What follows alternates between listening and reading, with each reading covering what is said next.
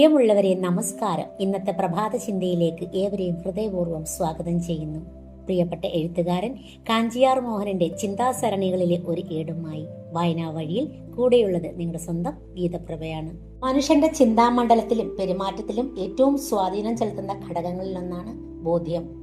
കാര്യങ്ങളെക്കുറിച്ച് കേവലം അറിവുണ്ടാകുന്നതിനേക്കാൾ ആഴത്തിലുള്ള ഒന്നാണ് ഇത്.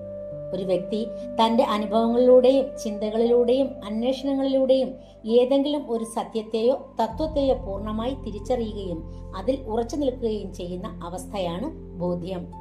പലപ്പോഴും അറിവും ബോധ്യവും ഒന്നാണെന്ന് നമ്മൾ തെറ്റിദ്ധരിക്കാറുണ്ട്. എന്നാൽ അവ തമ്മിൽ വലിയ വ്യത്യാസമുണ്ട്. വിവരങ്ങൾ ശേഖരിക്കുന്നതിലൂടെ ഉണ്ടാകുന്നതാണ് അറിവ്.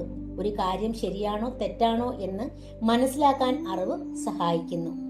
എന്നാൽ ആ അറിവ് വ്യക്തിജീവിതത്തിന്റെ ഭാഗമായി മാറുമ്പോഴാണ് ബോധ്യം ഉണ്ടാകുന്നത്. ഉദാഹരണത്തിന്, പുകവലി ആരോഗ്യത്തിന് ഹാനികരമാണ് എന്നത് ഒരു അറിവാണ്.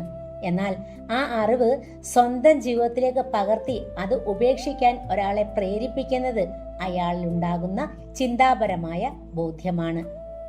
അറിവ് തലച്ചോറിലും ബോധ്യം മനസ്സിന്റെ ആഴങ്ങളിലുമാണ് വസിക്കുന്നത്. വ്യക്തിജീവിതത്തിലും സമൂഹത്തിലും ബോധ്യത്തിന് വലിയ പ്രാധാന്യമുണ്ട്. ശരിയായ തീരുമാനങ്ങൾ എടുക്കാനും ലക്ഷ്യങ്ങളിൽ നിന്ന് പിന്തിരിയാതിരിക്കാനും ഇത് സഹായിക്കുന്നു. ശരികേടുകൾക്കെതിരെ നിലപാടെടുക്കാനുള്ള ധാർമ്മിക കരുത്ത് നൽകുന്നത് ഇത്തരം തിരിച്ചറിവുകളാണ്.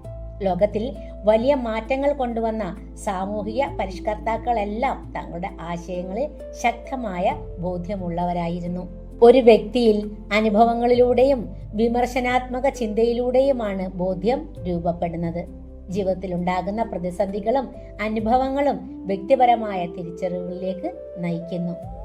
കാര്യങ്ങളെ കണ്ണടച്ച് വിശ്വസിക്കാതെ സ്വയം ചോദ്യം ചെയ്യുമ്പോഴും പുതിയ കാര്യങ്ങൾ മനസ്സിലാക്കുമ്പോഴും ഇത്തരം കാഴ്ചപ്പാടുകൾ ഉറയ്ക്കുന്നു. അതേസമയം ശക്തമായ ബോധ്യങ്ങൾ അന്ധമായ വാശിയോ പിടിവാശിയോ ആയി മാറരുത് എന്നതും പ്രധാനമാണ്. പുതിയ തെളിവുകളും യാഥാർത്ഥ്യങ്ങളും മുന്നിൽ വരുമ്പോൾ സ്വന്തം കാഴ്ചപ്പാടുകളെ പുനഃപരിശോധിക്കാനുള്ള മനസ്സ് കാണിക്കുക എന്നതാണ് യഥാർത്ഥ വ്യക്തിവികാസം.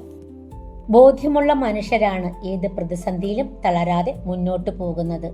അതെ, ഒരാളുടെ വാക്കുകളേക്കാൾ അയാളുടെ തിരിച്ചറിവുകളിലും നിലപാടുകളിലുമാണ് അയാളുടെ വ്യക്തിത്വം നിലകൊള്ളുന്നത്.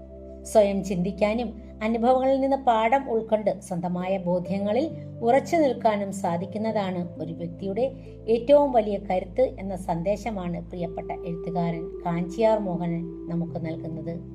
പ്രിയ സൗഹൃദങ്ങളെ, ഒരിക്കൽ കൂടി നല്ലൊരു ദിവസം ആശംസിച്ചുകൊണ്ട് മറ്റൊരു പ്രഭാത ചിന്തയുമായി വീണ്ടും കാണാം.